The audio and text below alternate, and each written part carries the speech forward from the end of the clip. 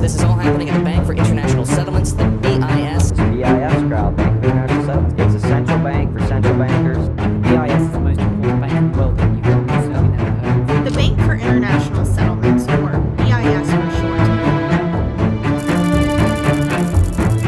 There is a bank so powerful that it can crash your currency, raise your rent, and erase your savings without your government saying a single word. It does not appear on television, it does not face elections, most people do not even know it exists. Yet, when it speaks, every central bank in the world listens. Inside a quiet tower in Switzerland, a handful of unelected men decide how much your money is worth, and you have never been asked for permission. This is not the Federal Reserve, this is something far beyond it. This is the hidden bank that controls the world's money supply. Every economy on Earth follows the same invisible rulebook. One written by this institution, it does not advertise, it does not take deposits. Yet its influence stretches from Wall Street to Tokyo, shaping how much your savings are worth, how expensive your home will become, and how your country survives a financial crisis. Deep inside the city of Basel, Switzerland, stands a grey, circular tower. It looks ordinary, almost dull, but behind its glass walls, the most powerful financial decisions on Earth are made. This building is the headquarters of the Bank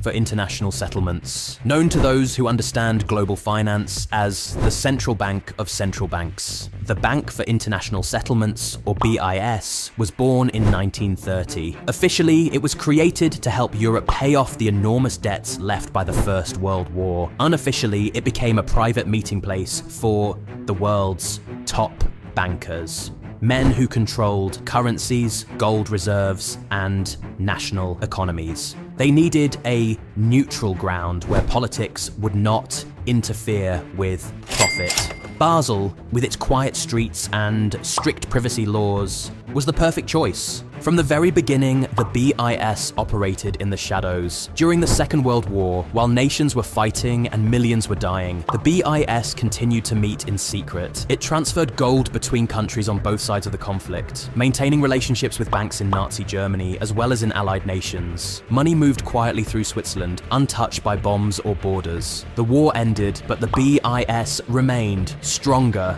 and more secretive than before. Today, this institution stands above national governments. It is not owned by the public, it is owned by central banks. Those same institutions that print money, set interest rates, and decide the cost of living for billions of people. When the BIS issues a recommendation, central banks listen. When it warns of risk, markets tremble. And when it changes its tone, entire economies shift overnight. Every 2 months, the world's most influential central bankers gather in Basel. Governors from the United States Federal Reserve, the European Central Bank, the Bank of England, and others arrive quietly, away from cameras. No journalists are allowed. The meeting rooms are sealed. The discussions are never recorded. When they leave, currencies rise or fall, and global trade adjusts. Yet almost no one outside those walls knows why. The BIS is not accountable to any government or voter. It has its own police force, its own diplomatic immunity, and even its own communication network that bypasses national intelligence services. The Swiss authorities have no legal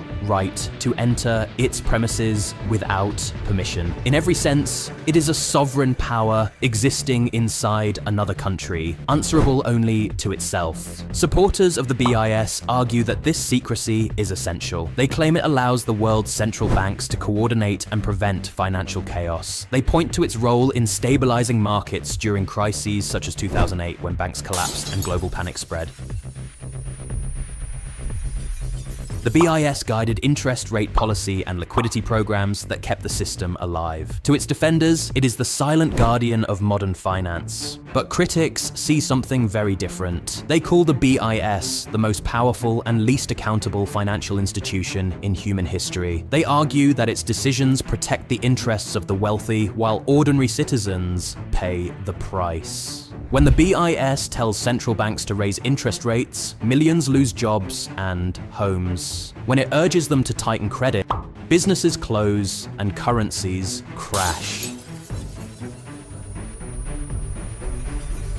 Yet the individuals who make these decisions remain unknown, untouched, and unchallenged. In 2023, while inflation reached levels unseen in decades, the BIS quietly issued a set of recommendations. Within weeks, major central banks across the globe raised their rates in near perfect coordination.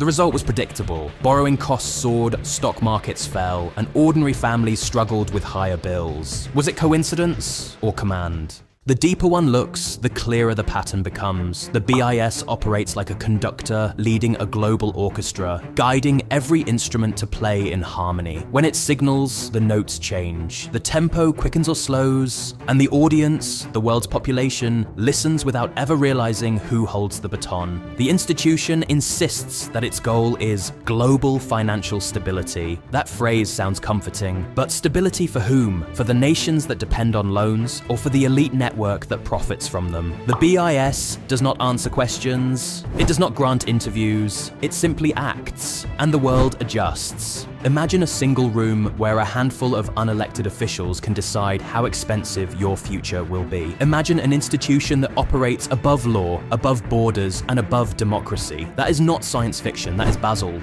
So the next time you hear that interest rates have changed, that markets have crashed, or that inflation has cooled, remember this: those decisions may not have been made in Washington, London, or Beijing.